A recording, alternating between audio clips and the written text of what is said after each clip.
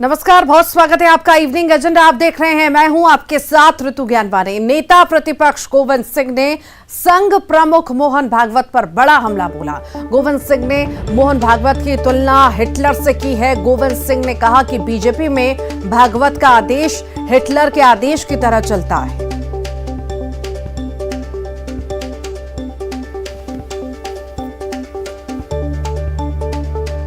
ये बड़ा बयान गोविंद सिंह द्वारा दिया गया है। इस वक्त की बड़ी खबर आपको बता रहे हैं। नेता प्रतिपक्ष गोविंद सिंह ने संघ प्रमुख मोहन भागवत पर बड़ा हमला बोला। गोविंद सिंह ने मोहन भागवत की तुलना हिटलर से की है। गोविंद सिंह ने कहा कि बीजेपी में भागवत का आदेश हिटलर के आदेश की तरह चलता है। वहाँ तो एक आदमी का आदेश चलता है, जिस प्रकार हिटलर का आदेश चलता था जर्मनी में, उसी प्रकार मोहन भागवत जी जो राष्ट्रीय स्वयंसेवक के प्रमुख हैं, उनका आदेश भारतीय जनता पार्टी में चलता है। और इसी पर ज्यादा जानकारी के लिए वासु चौरे हमारे साथ जुड़ गए हैं। वासु, गोविंद सिंह ने, नेता प्रतिपक्ष ने मोहन भागवत की तुलना हिटलर से की है। आखिर इसके क्या मायने निकाले जाएं?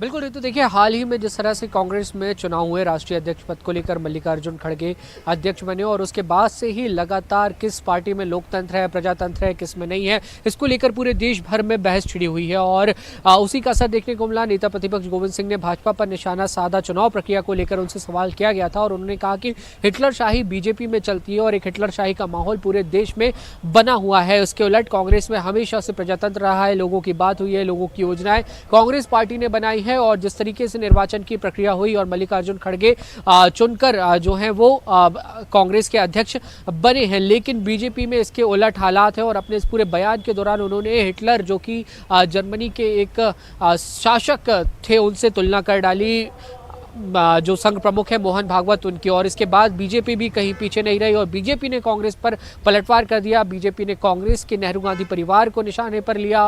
बीजेपी का कहना है कि 50 साल से लगातार नेहरू गांधी परिवार का कांग्रेस पार्टी के ऊपर शासन रहा है और अभी भी परिवार के इशारे पर ही कांग्रेस चलती है। ऐसे में कांग्रेस कैसे प्रजातंत्र की बात कर सकती है? और इतना ही नहीं, उन्होंने जो चुनाव की पूरी प्रक्रिया हुई है मध्य प्रदेश समेत पूरे देश भर में कांग्रेस पार्टी के जो कैंडिडेट्स, जो डेलीगेट्स चुने गए और राष्ट्रीय अध्यक्ष भी चुनाव हुआ, उस पूरी प्रक्रिया पर भी सवाल खड़े किया। और कांग्रेस में जो इंटरनल चुनाव हुआ उसको तथाकथित रूप से चुनाव बताया। शशि थरूर का जो कि अगेंस्ट में मल्लिकार्जुन खड़गे के चुनाव लड़ रहे थे, उनका कांग्रेस पार्टी के नेताओं ने साथ नहीं दिया। ये तमाम जो आरोप है वो बीजेपी की ओर से भी लगाए गए हैं। तो पूरा जो नेता प्रतिपक्ष गोविंद सिंह का बयान आया, उसके बाद मध्य प्रदेश की जो सियासत है वो एक बार फिर से गर्माती हुई नजर आ रही है। और इसके पीछे का एक बड़ा कारण ये भी है कि अगले साल मध्य प्रदेश में विधानसभा के चुनाव भी होने हैं। तो लगातार नेताओं के बीच जो आरोप और प्रत्यारोप का दौर है वो जारी है और आने वाले समय में भी इस पूरे मामले को लेकर जो सियासत है वो और भी ज्यादा गर्माएगी, क्योंकि कुछ ही दिनों में राहुल गांधी की भारत जोड़ो यात्रा भी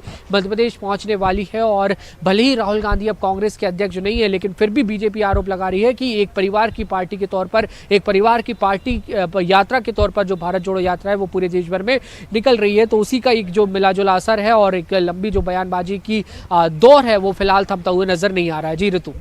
वासु, देखिए यहाँ पे कई सारे सवाल खड़े होते हैं। जिस तरह से वो बहुत, एक तो उम्रदराज तो हैं ही हैं, इतने लंबे वक्त से लीड कर रहे हैं पूरी टीम को और संघ को लोग पसंद भी करते हैं और उसमें कई सारे लोग हैं। अगर वो अच्छी बातें सिखा रहे हैं, आचरण अच्छा सिखा रहे हैं और लीड कर रहे हैं और अगर गाइड कर रहे हैं, तो उसे हिटलर कहाँ कहा जाएगा? एक ऐसे इंसान के लिए इस तरह की बयानबाजी आखिर कहाँ तक सही है?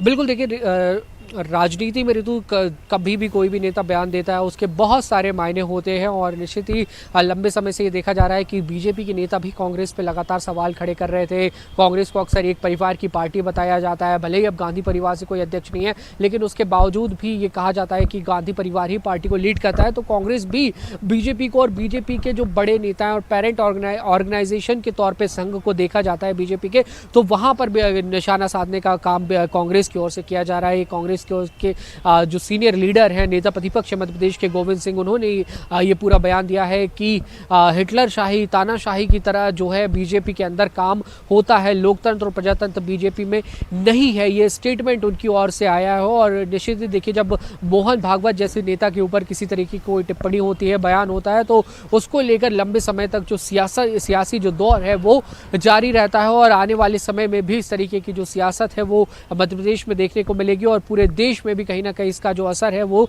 देखने को मिल सकता है। क्योंकि बीते दिनों हमने देखा कि राहुल गांधी के साथ भी नेता प्रतिपक्ष गोविंद सिंह नजर आए, हैदराबाद में उनके साथ उन्होंने मुलाकात की थी और अब जबकि राहुल गांधी की जो यात्रा है वो मध्य प्रदेश पहुंचने वाली है, तो उसमें भी डॉक्टर गोविंद सिंह की एक बतौर नेता प्रतिपक्ष एक बड़ी जिम्मेदारी, बड़ी भूमिका होने वाली है। और हाल ही में कांग्रेस पार्टी के अंदर राष्ट्रीय अध्यक्ष को लेकर चुनाव भी संपन्न हुए हैं और इन चुनावों के बीच में भी लगातार इस तरीके की जो बातें हैं, परिवारवाद की बात हो, चाहे एक परिवार के राज की बात हो या फिर लोकतंत्र और अलोकतांत्रिक प्रक्रियाओं की बात हो, ये तमाम सारी जो बातें हैं वो निकलकर सामने आई थी और आरोप प्रत्यारोप का दौर जो है वो लगातार चला था। पहली दफ़ा ये नहीं हुआ है कि जब संघ प्रमुख मोहन भागवत या प्रधानमंत्री की हम बात करें या मोदी शाह की जोड़ी की जो बात होती है, कांग्रेस ने इन तमाम नेताओं पर, इन तमाम लोगों पर आरोप ना लगाए हो। कई बार देश में भी तानाशाही जैसा रवैया है, माहौल है, इस तरीके के जो बयान है वो कांग्रेस के नेताओं की ओर से सामने आते रहे हैं। तो ऐसा नहीं लगता कि चुनाव नजदीक हैं, सरगर्मियां तो तेज हो चुकी हैं और जिस तरह की बयानबाजी कांग्रेस की ओर से लगातार हो रही है, कहीं ये भारी नहीं पड़ सकती? इस सब से बचना चाहिए कांग्रेस को, इस वक्त जो मेन मुद्दे उस पर फोकस करना चाहिए।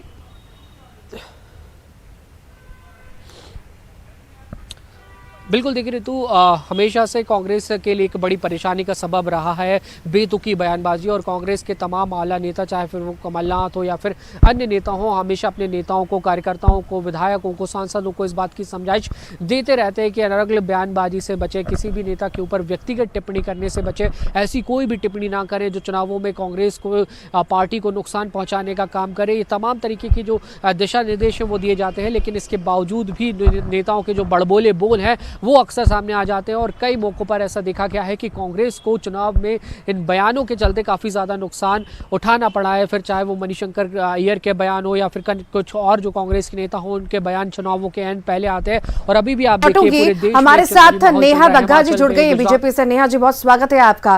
कांग्रेस की तरफ से आरोप लगाए जा रहे हैं, नेता प्रतिपक्ष कह रहे हैं मोहन भागवत जी के लिए कि वो हिटलर हैं, तानाशाही रवैया है उनका, क्या कहेंगी? नेता है और मुझे लगता है कि इस प्रकार की शब्दावली को इस्तेमाल करके वो अपने कद को घटाने का काम कर रहे हैं। वो दिग्विजय सिंह जी की राह पर चल रहे हैं और उन्हें लगता है कि इस प्रकार की बातें करके उन्हें भी छपास की कहीं ना कहीं स्पेस मिलेगी और कहीं हद तक सफल भी हो रहे हैं मीडिया में। आप हम इस पर मतलब आप चर्चा करवा रहे हैं और इससे ज्यादा कुछ नहीं है। पर कांग्रेस पार्टी और खास तौर पर गोविंद सिंह जी को तो वो दौर याद होगा इमरजेंसी का। हिटलर शाही इस देश ने तो उसी समय देखी थी जब इंदिरा गांधी जी ने जिस तरीके से विपक्ष का गला दबाने का काम किया था, चौथे स्तंभ मीडिया को जिस तरीके से कैद में करके रखा था, पूरे देश को तहस नहस जिस तरीके से किया था।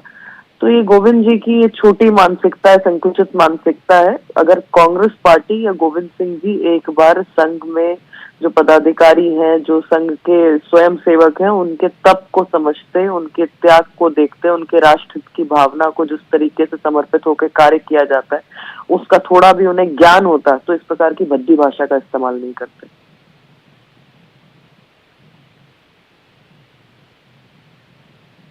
आपको नहीं लगता कि आने वाले चुनाव में इस पर, जनता पर भी इसका असर होगा जिस तरह की बयानबाजी कांग्रेस की ओर से हो रही है? देखिए, कांग्रेस पार्टी का तो चाल चलन रहा है। इससे पूर्व में भी आप कई बार, अभी राहुल गांधी अपनी यात्रा में मुद्दों से ज्यादा संघ को और भाजपा को जिस तरीके से गरियाने गाली देने का काम करते हैं, जनता इसे देखती है। मध्य प्रदेश में दिग्विजय सिंह जी के बाद अब जो गोविंद सिंह जी जिस राह पर चल चुके हैं, जनता फिर उसे देख रही है और लगातार जिस तरीके से पूरे देश से कांग्रेस निपटती जा रही है उसका कारण यही है कि कांग्रेस के पास जनता के कोई मुद्दे नहीं है।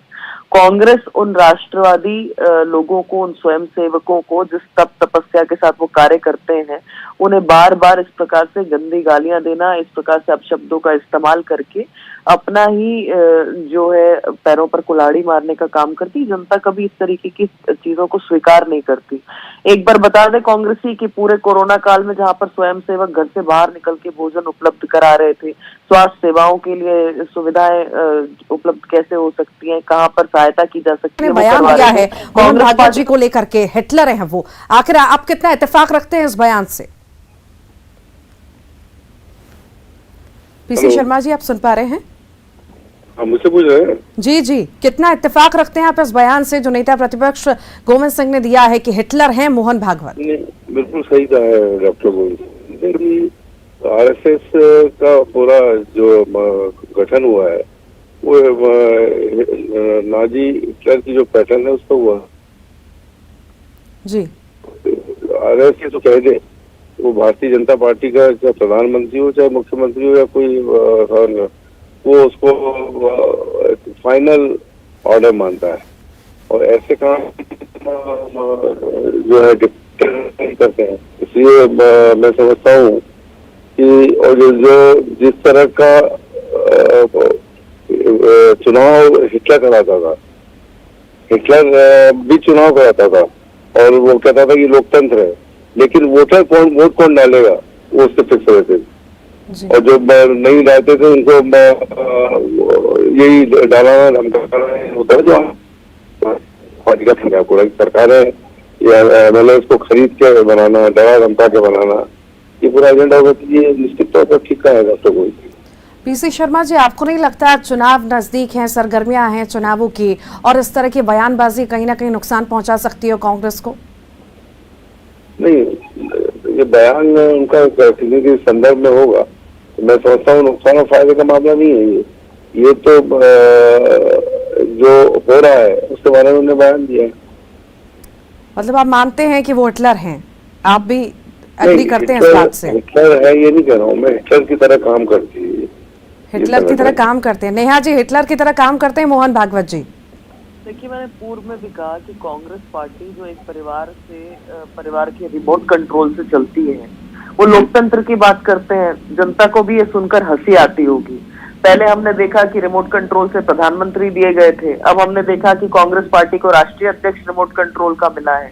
और मैंने पूर्व में भी आपको कहा कि इस देश ने हिटलरशाही एक ही बार देखी है, जब इमरजेंसी का दौर था और कांग्रेस पार्टी की से इंदिरा गांधी जी प्रधानमंत्री बनी हुई थी। विपक्ष क्या, पत्रकार क्या, आम जनता क्या, उसको दबोचने, कुचलने, उसकी आवाज बंद करने का काम और हिटलरशाही अगर किसी ने करके दिखाई है फलीभूत इस देश में तो वो इंदिरा गांधी जी ने की है। तो कांग्रेस पार्टी शायद अपने चाल चरित्र चलन को दूसरों पर थोपने की आदी हो चुकी है, जो वो अपनी पार्टी के अंदर करती है। इस देश में लोकतंत्र है और अभी जो पीसी शर्मा जी कह रहे थे, यहाँ लोकतंत्र है इसीलिए जनता स्वतंत्र होकर वोट देती है और ये कांग्रेस पार्टी सिमट रही है क्योंकि ना इनकी कोई विचारधारा है, ना जनता के कोई मुद्दे हैं, और जो लोग राष्ट्र हित के लिए काम करते हैं उनको ये गालियां देने का काम करते हैं, उन्हें ये अपशब्दों का इस्तेमाल करते हैं। इसीलिए आज मुश्किल से 2.5 राज्यों में ये बचे हैं। ठीक, बहुत बहुत शुक्रिया नेहा बग्गा जी, पीसी शर्मा जी, आप हमारे साथ जुड़े, बहुत बहुत शुक्रिया। वासु लगातार जुड़े हुए थे।